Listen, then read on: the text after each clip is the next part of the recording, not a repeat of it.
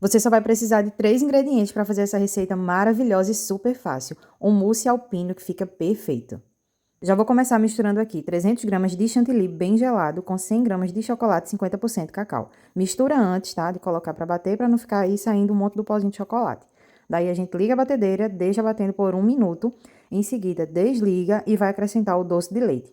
Tô usando aqui, gente, 600 gramas de doce de leite. Usa um de boa qualidade, tá? Porque isso vai fazer toda a diferença na receita.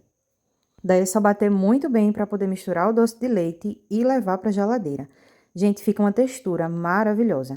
Daí é só deixar ele ficar bem geladinho para poder consumir. Aqui eu coloquei uns granulados por cima para finalizar, mas essa parte é totalmente opcional.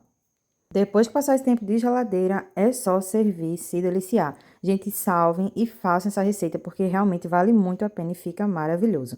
Se gostou do vídeo, não esquece de curtir, comentar e compartilhar. Se ainda não conhece o meu perfil, clica aqui para seguir. Beijos e até a próxima receita.